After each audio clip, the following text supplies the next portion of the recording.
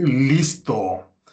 Pues vámonos entonces a otro ejercicio, el registro de grupos de servicios con métodos de extensión. Este tema es interesante y es el pan de cada día cuando desarrollamos aplicaciones con arquitectura limpia. De esto no podemos escapar, ¿sí? Y es bonito, tiene muchas ventajas. Las extensiones de Microsoft, las Microsoft Extensions, usan una convención para registrar un grupo de servicios relacionados. La convención es usar un único método de extensión para registrar todos los servicios requeridos por una cierta funcionalidad de algún framework, de algún proyecto, etcétera. Por ejemplo, Microsoft tiene un método de extensión ADD Options que registra todos los servicios necesarios para utilizar opciones. Entonces, en este ejercicio vamos a explorar la forma de registrar grupos de servicios utilizando métodos de extensión. Aquí, para comprender bien este ejercicio, requerimos de conocimientos básicos de C Sharp. ¿Qué conocimientos básicos de C Sharp requiero? El tema de métodos de extensión. Un método de extensión es una característica de C Sharp que aparece en C Sharp 4, con el riesgo de equivocarme, C Sharp 4, métodos de extensión. Igual Víctor siempre me corrige. Los métodos de extensión surgieron en esa época y sirven para extender la funcionalidad de una clase de la cual probablemente no tenemos el código fuente. Entonces, imagínense que tenemos una clase que no tenemos un código fuente o una interfaz que no tenemos el código fuente, entonces no lo puedo modificar. Sin embargo, quisiera yo extender su funcionalidad. A lo mejor hay un método que quisiera yo que tenga el tipo string, pero no lo tiene. Gracias a la característica de los métodos de extensión, puedo crear un método y adjuntárselo al tipo string. Bueno, pues la idea aquí con los métodos de extensión es extender el tipo eServiceCollection. Si ustedes recuerdan, el tipo eServiceCollection es el tipo donde nosotros registramos nuestros servicios. Entonces, yo puedo decir, oye, eServiceCollection, ahora ya vas a tener este nuevo método. Y cuando te invoquen, vas a registrar mis servicios. Entonces, el que consuma ese código simplemente va a decir agregar servicios y ya. No vas a ver el detalle, no vas a ver si tengo 5 servicios, 10 servicios, 20 servicios, 30 servicios, no le va a importar. Lo único que sabe es que se van a registrar todos los servicios. Entonces, bastante útil esta característica, ¿correcto? Pues vamos entonces a nuestro laboratorio de registro de grupos de servicios con métodos de extensión. Muy Para bien, eso, sí, perdón. no te iba a decir nomás, los métodos de extensión vienen desde la versión 3. Desde la versión 3. Sí, desde 2007 ya tiene sus añitos ya. Sí, es lo que decía yo, el buen Víctor es la enciclopedia aquí que nos ayuda con estos asuntos. C Sharp 3, por ahí andaba yo 3 o 4, algo así. Sí, ¿De cuándo? ¿Del 2007 más o menos? 7, sí, de noviembre del 2007, güey. Sí, En sí, el empezó a 2000, salir en noviembre. en el 2007 fue cuando, ok, sí, ok. Por ahí tengo unos videos de métodos de extensión de aquellos tiempos, ya ni sé dónde quedaron, pero por ahí deben de estar. Habían otras características que vinieron junto con los métodos de extensión. No El recuerdo. curso, el curso era programación orientada a objetos, si no mal recuerdo, el que habías dado en esa época. Yo en ese momento no lo vi, después vi las grabaciones, pero me acuerdo que Sí, hablabas de métodos de extensión, me acuerdo que hablabas de propiedades, me acuerdo que hablabas de campos, eh, Las- digamos que era como, pero no correcto. sé si fue como un Visual Studio 2005 o 2008 por ahí. Ya no me acuerdo, pero sí recuerdo que vimos esos temas. Era cuando liberaban cosas interesantes con el lenguaje, porque ya hoy en día ya nada más liberan pura azúcar sintáctica, ¿no? Para hacernos más productivos. Árboles de expresión también fue en esa época. Ok, ese fue del Las 3.5, expresiones lambda. NetFramework 3.5 con Link. ¿No? Y eso vino en el 2008, entonces, en el Visual Studio 2008. Ok, Sí, porque listo. me acuerdo de una capacitación por ahí que diste, igual el entrenamiento acelerado con C Sharp, donde hablabas precisamente de legados, expresiones lambda y eventos. Ok, sí, ya tiene tiempo, en la época del Windows Phone, recuerdo. ¿Qué tiempos? Listo. Vayamos entonces a nuestro ejercicio. Partamos de nuestro proyecto anterior, el ejercicio 0102. Le vamos a decir copiar, pegar. Listo. Y luego le vamos a decir que ahora tú te vas a convertir en el ejercicio 3 de la lección 1. Y para que todo vaya acorde, voy a renombrar también este archivo de solución. ¿Correcto? Ya que tenemos nuestra nueva solución, pues entonces ya podemos abrirla. Le voy a decir abrir proyecto solución. Le digo del disco C, le digo que es mi directorio .daynet, ejercicio, solución 3. Y ya tenemos acá nuestro proyecto. Lo único que hacía aquí nuestro ZS Startup Project, lo único que hacía era elegir el mejor constructor, ¿correcto? Es lo único que hacía esto, elegir el mejor constructor. Y en este caso, pues era el constructor que seleccionaba. Es lo único que hace nuestra aplicación, pero esta la vamos a utilizar para ejemplificar los métodos de extensión. Entonces, ya tenemos aquí nuestro ejercicio, ya tenemos aquí nuestro proyecto. Lo que podemos hacer ahora es crear una clase donde, donde vamos a nosotros a poner nuestro método de extensión. Entonces, simplemente para crear métodos de extensión,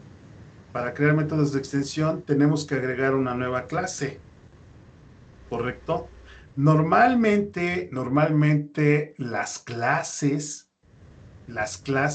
que tienen métodos de extensión deberían tener el nombre con el tipo que queremos extender. Por ejemplo, quiero extender al tipo eService Collection. A él es al que quiero extender, al eService Collection, ¿correcto? Y luego el sufijo extensions. Esas son las prácticas recomendadas. Si alguna vez quieren crear métodos de extensión y no saben qué nombre ponerle a su archivo, pónganle qué tipo quieren extender. Yo quiero extender eService Collection. Ok, entonces ponle eService Collection y luego el sufijo extensions. Esto quiere decir que este archivo va a tener las extensiones de eService Collection. ¿Correcto?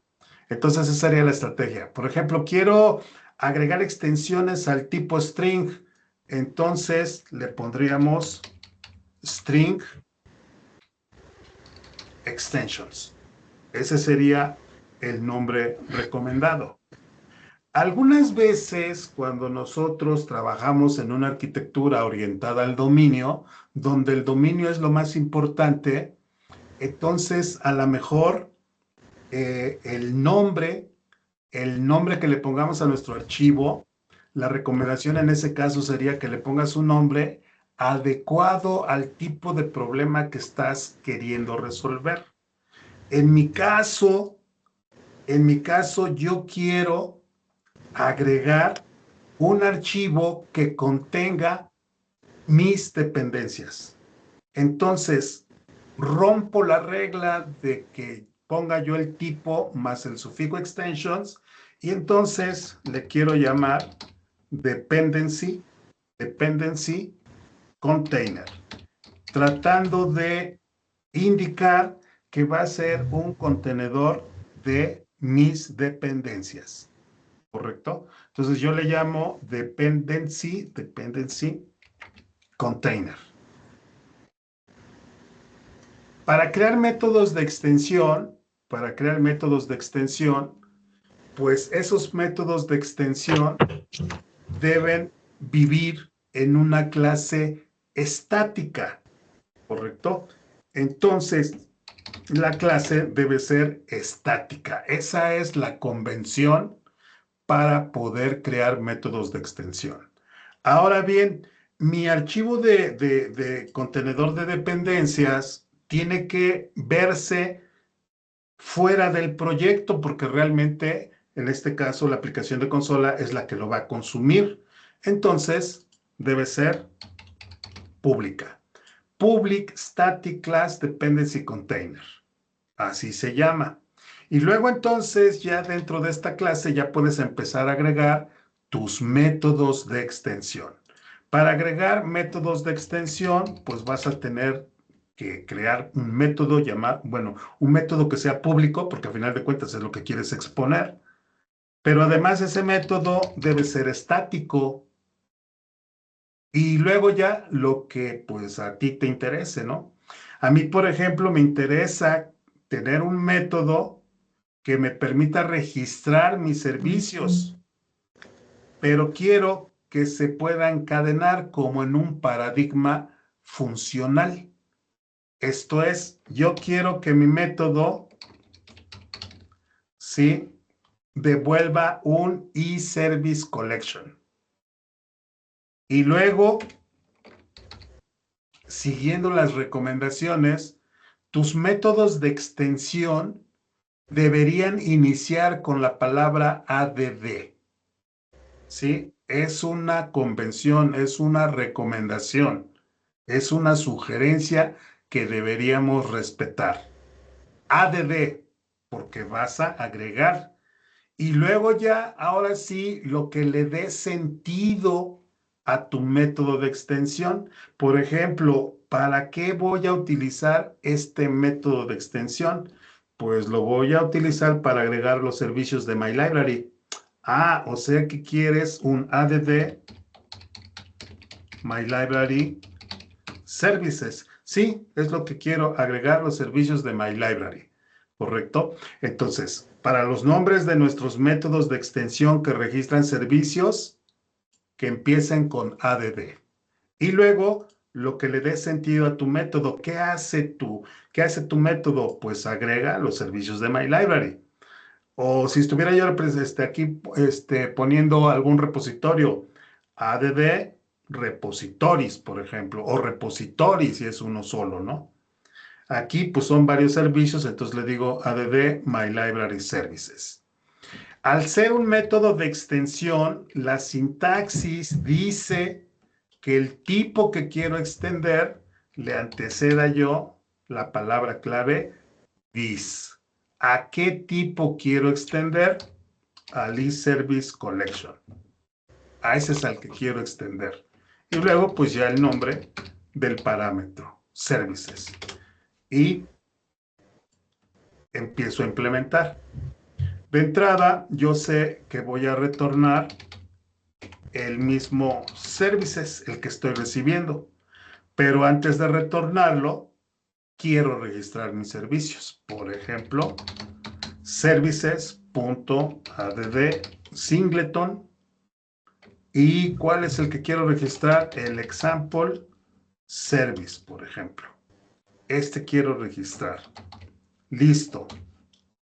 ¿Cuál otro quiero registrar? Quiero registrar, por ejemplo, el add options. ¿Sí? Que en este caso el que me interesa es el de example options. ¿Correcto? Este código es el que tengo actualmente aquí en el programa. ¿Correcto? La idea es que el consumidor, este es el consumidor, lo ideal es que tenga el mínimo de código posible. Entre menos código tenga la aplicación final, en este caso mi console, es mejor. ¿Por qué? Porque si encapsulo todo el código aquí en la biblioteca, entonces esta biblioteca me la puedo llevar a Windows, me la puedo llevar a WPF, me la puedo llevar a MAUI, me la puedo llevar a Web, me la puedo llevar a Blazor y no voy a tener que estar repitiendo código. Por eso, en la interfaz de usuario debemos dejar el mínimo de código posible, ¿correcto? Entonces, este método de extensión, ADD My Library Service, tiene la misión, tiene el objetivo de registrar los servicios, ¿correcto? Entonces, tenemos un código aquí. Este código define un método de extensión para registrar un grupo de servicios relacionados con nuestra biblioteca. Convenciones de nomenclatura. Por convención, los métodos de extensión responsables de registrar servicios se nombran como ADD y luego un nombre descriptivo y significativo. Debemos considerar el uso de nombres que desambigüen los servicios propios de los servicios de terceros. De repente, a lo mejor, híjole, el nombre que le puse es el mismo que utiliza una de las bibliotecas de Microsoft.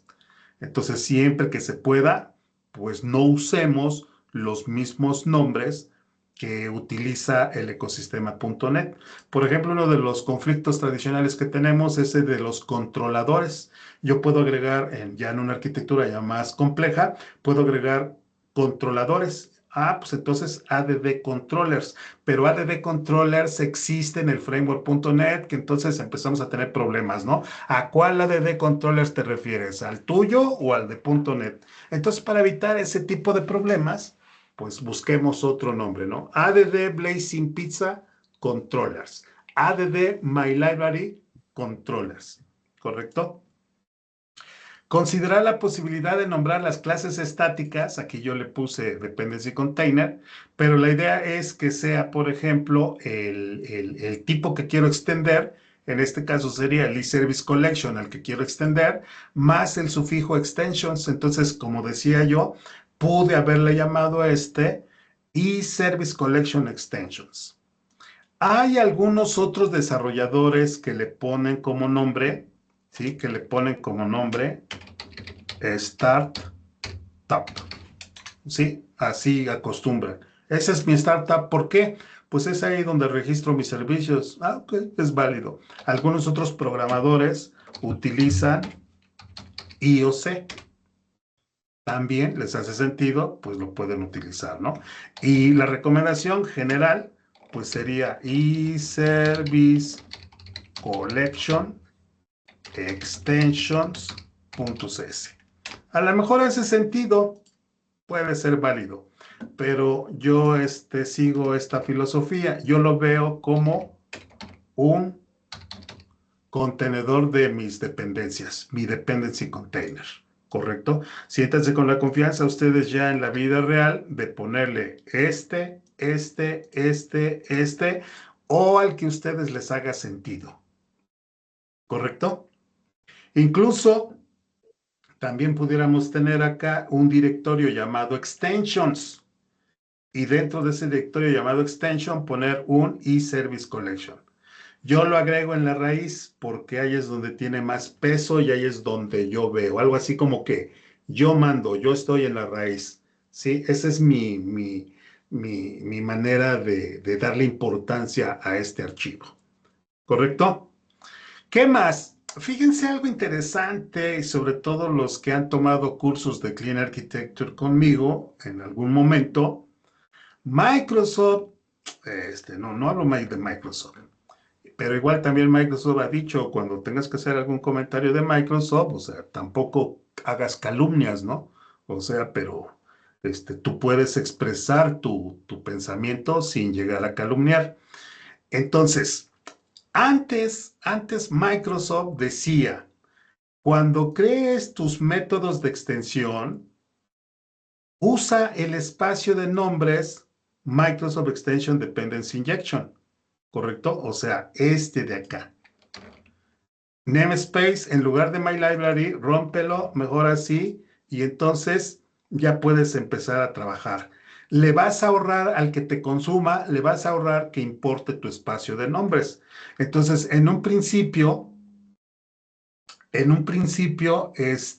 Microsoft daba esa recomendación, ¿correcto? Entonces, como yo empecé a trabajar con esto de la inyección de dependencias desde aquellos tiempos, entonces, pues hice esa implementación y seguí esa recomendación. Pero posteriormente, Microsoft dice, ¿qué creen? Ya no hagan eso. Eso déjenmelo a mí nada más.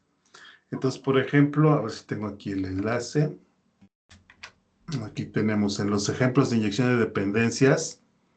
Déjeme ver por acá. Acá está un ejemplo. Aquí está creando, dice, utiliza y créate, dice, tus métodos de extensión y regístralos. Vean cuál es el espacio de nombres que está utilizando Microsoft. Microsoft Extension Dependency Injection. Entonces aquí nos decía, te recomiendo que utilices el espacio de nombre Microsoft Extension Dependency Injection, y pues yo lo empecé a utilizar. Pero después Microsoft dice, no, ya no. Ahora utilicen su propio y déjenme nada más a mí la parte del Dependency Injection. Aquí creo que tengo este otro enlace. Y aquí dice, no utilices Microsoft Extension Dependency Injection para paquetes no oficiales de Microsoft. Entonces, pues ni modo, ya, siempre no. Y entonces, pues antes utilizaba yo mucho, y les digo, los que empezaron con Clean Architecture en los primeros cursos conmigo, yo les recomendaba eso, seguir esa recomendación de Microsoft, tener nuestro espacio de nombres directamente en Microsoft Extension Dependency Injection. Pero ya en los últimos cursos, pues, ¿qué creen? Ya Microsoft dice que no, que siempre no. Entonces, pues ya, así lo dejamos. Tu propio espacio de nombres. Me hace sentido, realmente me hace sentido. Es mi propio espacio de nombres. Correcto, pero pues antes la recomendación era esta, utiliza este mismo espacio de nombres y de manera transparente vas a poder consumir esos métodos de extensión. ¿Correcto? Y así hay muchas cosas que nos ha cambiado Microsoft a lo largo del tiempo, ¿no? Sobre todo los que somos de los inicios del .NET, la parte de nomenclatura, que algunos critican mi nomenclatura. Antes la recomendación era todo Pascal Casing excepto los parámetros. Esa nomenclatura yo la uso. Vean, aquí es Camel Casing, pero todo lo demás, Pascal. ¿Correcto? Así era de simple. No utilices variables con nombre de guión bajo. Bueno, ahora todo está plagado de guiones bajos. ¿Correcto? Entonces lo han cambiado. Bueno, pero hay esa nomenclatura, yo sigo utilizando la vieja nomenclatura y entonces choca con algunos de ustedes programadores que sí acostumbran a utilizar guiones bajo y acostumbran a hacer camel casing, etcétera, ¿no? Mi nomenclatura es muy simple, todo Pascal casing excepto los nombres de parámetros. No me complico la existencia. No uso guiones bajos en los nombres de las variables. Bueno, pero es otro asunto. ¿Qué más? Ya tenemos entonces aquí registrados nuestros servicios. Ya tenemos registrados nuestros servicios. Entonces, ahora ya podemos irnos aquí. Bueno, le voy a dar salvar. Ya podemos irnos aquí al programa. Y esto pues ya no tiene sentido. Entonces lo podemos eliminar. En vez de eso, ¿qué tengo que hacer? Pues simplemente builder, services, y ahora ya tiene un método de extensión, el add my library services. Antes no lo tenía, pero ya lo extendí y entonces ahora ya lo tiene. ¿Correcto? Entonces, en lugar de registrar acá manualmente aquí mis dos servicios, basta con una sola línea de código y este método registra todo. Si tuviera yo que registrar más, los agrego aquí 20 servicios y en el programa solo una línea de código. ¿Correcto? Entonces, yo aquí puedo ejecutar y la aplicación debe seguir funcionando tal y como antes. Listo. Ahí está. En este caso, si nos damos cuenta, bueno, pues antes conocía yo al example server y al example options. Ahora, pues ya no hay necesidad, salvo aquí que este está manejando el example service. Ok, bueno, pero el options ni siquiera conozco de su existencia. Entonces, de esta manera creamos nuestros métodos de extensión. Otra ventaja, fíjense, y es bien importante, acuérdense que el objetivo es desacoplar. No dependas del detalle, esa es la regla de oro. No depender del detalle, depende de abstracciones. Entonces, otra ventaja que obtenemos al crear métodos de extensión para registrar grupos de servicios es que podemos hacer públicos únicamente aquellos servicios que deban ser expuestos fuera del ensamblado que los contiene y mantener internos aquellos servicios que no requieran ser expuestos. ¿Correcto? Por ejemplo, si nosotros nos vamos aquí a Bar Service, pues este no tiene nada que ver afuera, entonces hazlo interno. ¿Correcto? Listo.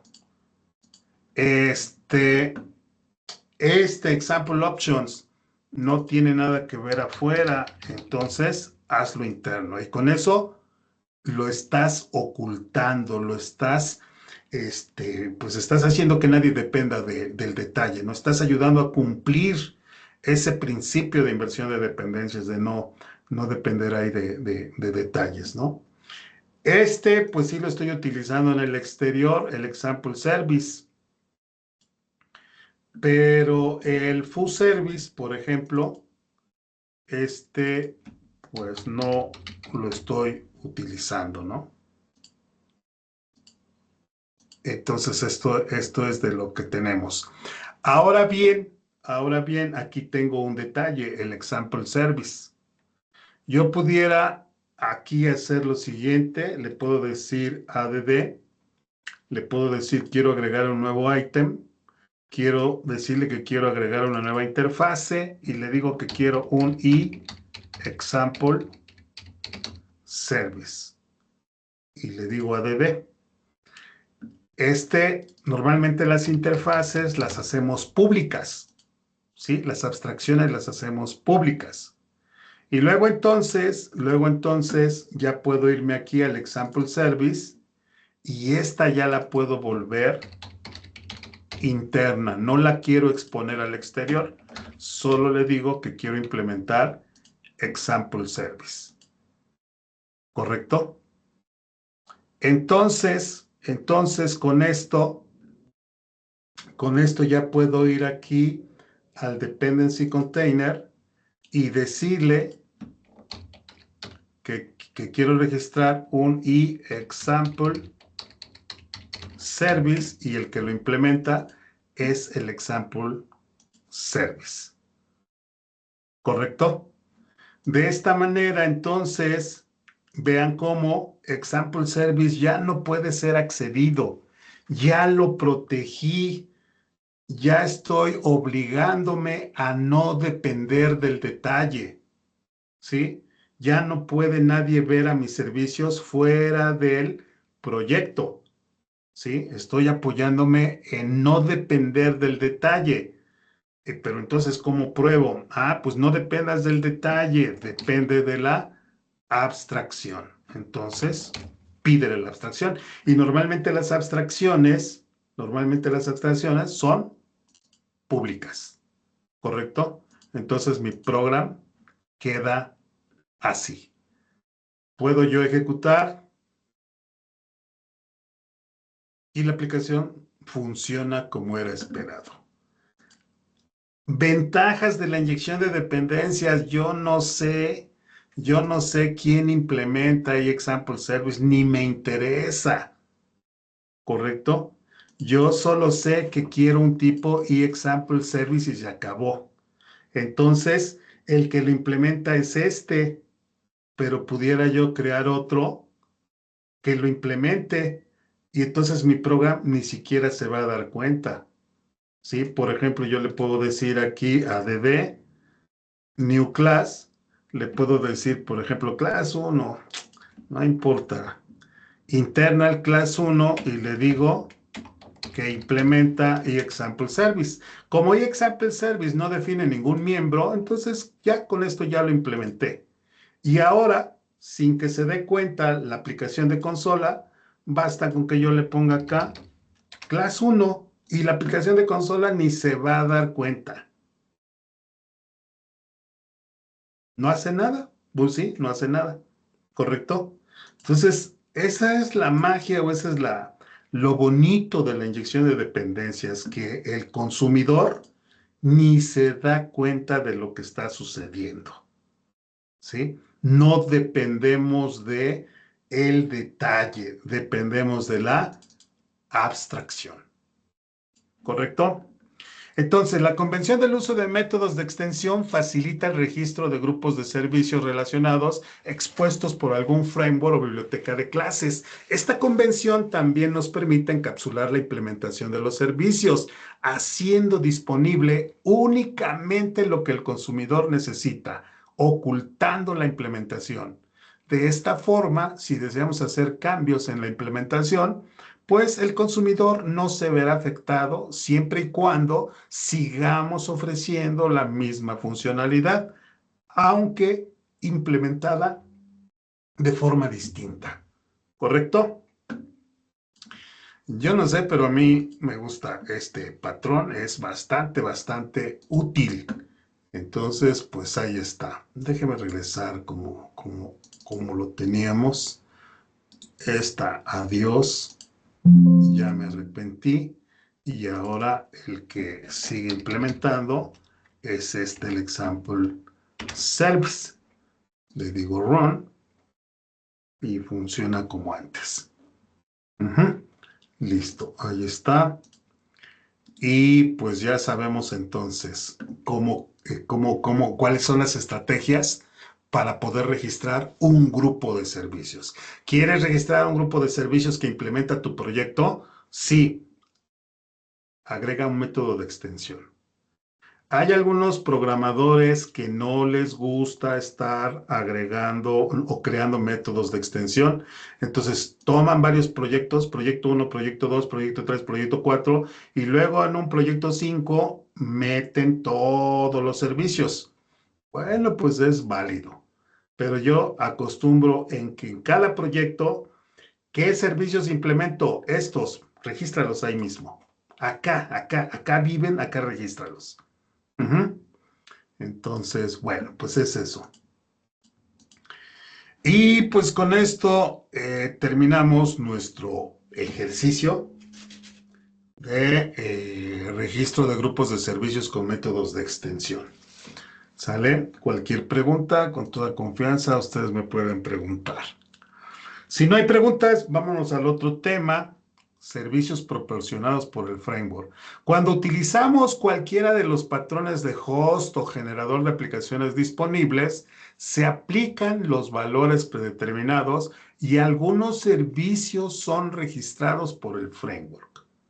¿Sí? O sea, el host que nosotros conocemos, el host genérico, pues ya vimos que una de las funcionalidades es que nos permite registrar servicios, pero también dependiendo del host que utilicemos, el mismo host registra ciertos servicios. Pero además de eso, nos permite ejecutar servicios hospedados. ¿Ok? Entonces, .NET viene o incluye varios patrones de host, varios tipos o varias clases host. Nosotros hemos visto únicamente el host genérico, este host. Este host, nosotros hemos utilizado el Create Default Builder o el Create Application Builder. A ver, ¿cuál hemos utilizado? Porque de repente lo hacemos de manera transparente. El application. El application ¿verdad? El Create Application Builder, ok, es este. Perfecto. Entonces, .NET ya viene con esos patrones de host y con esos constructores. Vale la pena detectar que tenemos aquí patrones de host, el host genérico, el web host, el web application, el web assembly host builder y el MAUI app son los más populares. El host, este de acá, esta es una clase en .NET que se utiliza como host genérico para configurar y lanzar aplicaciones. Es el punto de partida para construir aplicaciones que no necesariamente son aplicaciones web, tal como para poder ejecutar servicios hospedados, servicios de segundo plano. Y este es el que hemos estado viendo, el host. Luego tenemos el web host. El web host es una especialización del host genérico, diseñada específicamente para aplicaciones web. Proporciona métodos y configuraciones adicionales para manejar solicitudes HTTP y configurar servidores web. ¿Correcto?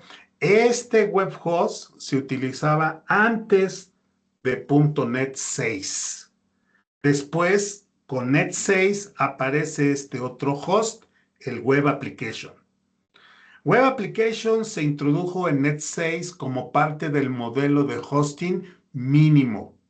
Es una forma más simplificada y moderna de configurar y lanzar aplicaciones web. Utiliza un patrón de configuración lineal en lugar de callbacks, como lo hace aquí el web host, este utiliza callbacks. Entonces, la configuración lineal facilita la configuración de los servicios y de los middlewares.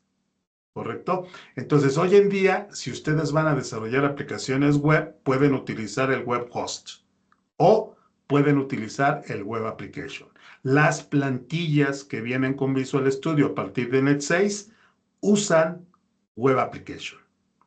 Luego tenemos otro host, el WebAssembly Host Builder.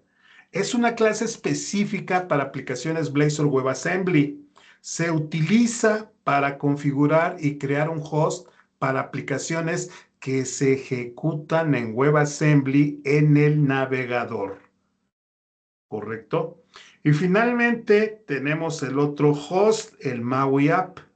Es parte de NetMAUI, que permite crear aplicaciones multiplataforma para iOS, Android, Mac y Windows con una sola base de código.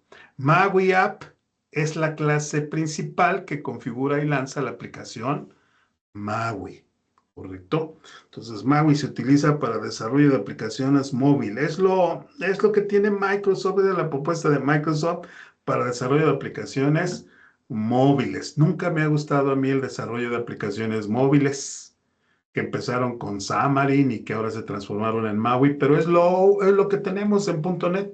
Si quieren desarrollar aplicaciones móviles o de multiplataforma, MAUI es la opción. MAUI ya lo veo un poquito más ordenado, más profesional que el antiguo Xamarin, pero es mi punto de vista, ¿eh? Los expertos son los que tienen la última palabra, pero en lo particular el desarrollo de móviles no ha sido como que algo que me guste o que me interese incluso, ¿no? Perfecto. Entonces, después de crear un generador a partir de cualquiera de estas APIs, esto es Create Default Builder, Create Application Builder, Create Default Builder, Create Builder, Create Default, Create Builder, etc. Después de crear un generador a partir de cualquiera de estas APIs, eService Collection tiene servicios definidos por el framework dependiendo de cómo fue configurado el host.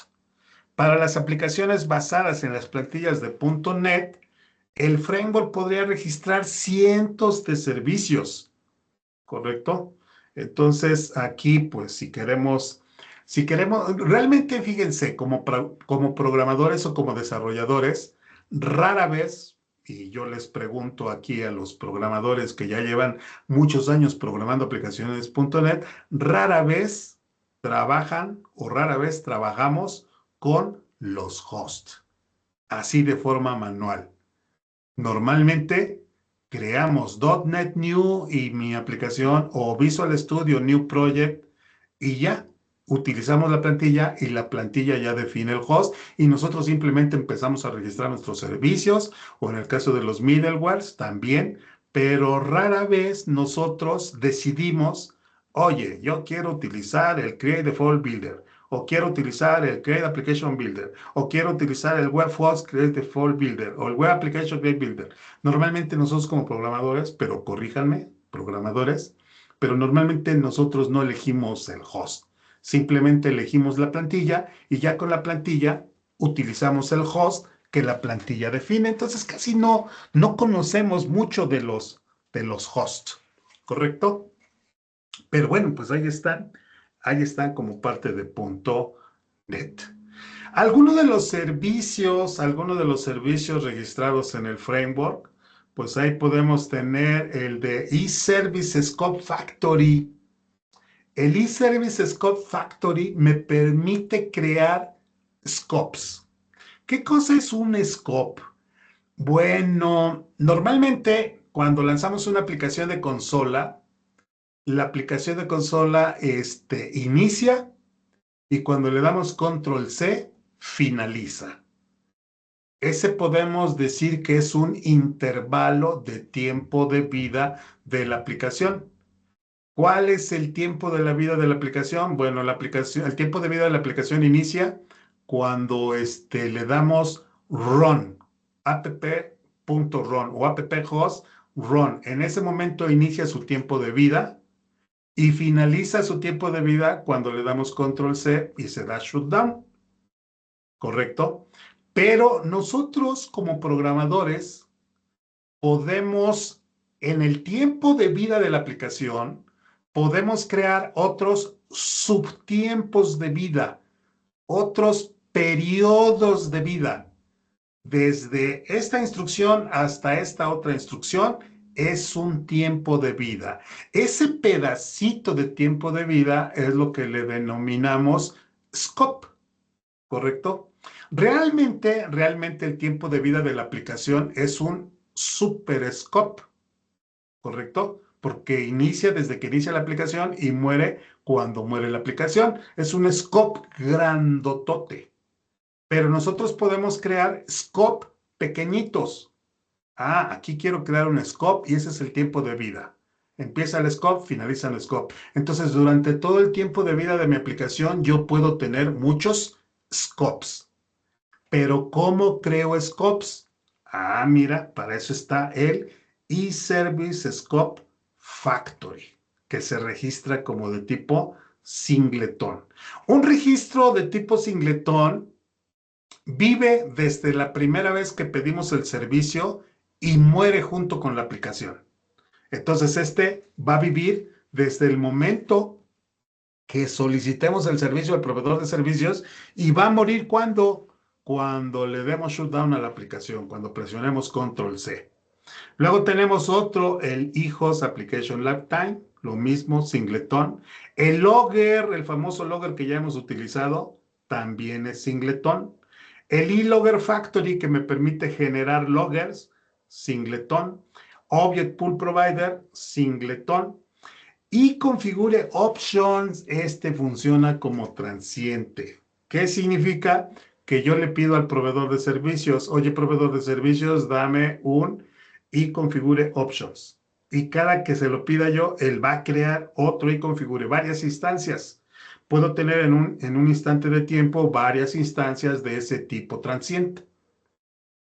Y bueno, este es un caso especial. Y luego todos los demás son singletones. Y options, conté options, Diagnostic Listener y el Diagnostic Source también como singletones. Correcto, también por acá, aunque no lo vemos por acá, el eConfiguration también, pues aquí está, ¿no? Bueno, no, este es otro. El eConfiguration también es otro de los servicios que se registran. ¿Correcto? Muy bien, bueno. Si ya entendimos eso, pues ahora entonces podemos ir a la parte práctica. Ya vimos la teoría, ahora vámonos a la parte práctica, utilizando patrones de host. En ejercicios anteriores hemos utilizado el host genérico host. En este ejercicio vamos a ejemplificar dos de los hosts disponibles para el desarrollo de aplicaciones web, el web host y el web application. Muchas personas que son nuevas en .NET me dicen, oye Miguel, yo quiero empezar a desarrollar aplicaciones web, ¿por dónde entro? ¿Cómo está el asunto? Entonces, en la mayoría de los casos, yo digo, primero aprende C Sharp. C Sharp es vital para que puedas desarrollar aplicaciones. Oye, sí, pero yo quiero desarrollar web con C Sharp, ¿puedo desarrollar web? Sí, esa es la base. C Sharp es tu base. Y luego, ¿cuál curso debo tomar? Bueno, primero aprende C Sharp y cuando aprendas C Sharp, cuando conozcas C Sharp, tú ya vas a saber qué curso después o qué libro o qué cosa es lo que tienes que estudiar.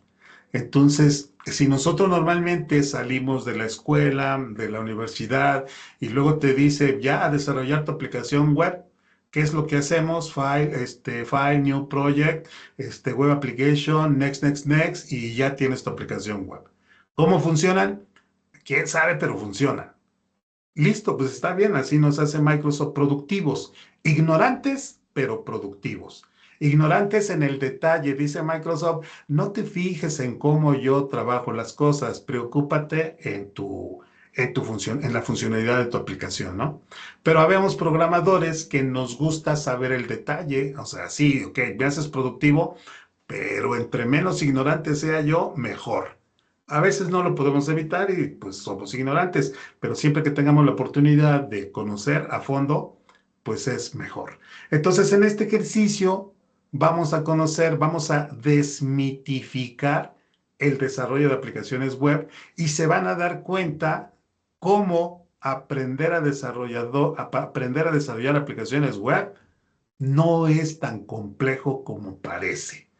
Realmente, si yo conozco C Sharp, conozco inyección de dependencias, conozco patrones, conozco principios, ahora quieres que desarrolle web, pues sí, ya nada más dime a ver cómo está el asunto, cuáles son las clases que necesitamos y listo, ¿correcto? Pero todo ese conocimiento acumulado del lenguaje, de las buenas prácticas, de la programación orientada a objetos, de los patrones, etcétera, es vital para que puedas desarrollar cualquier tipo de aplicación.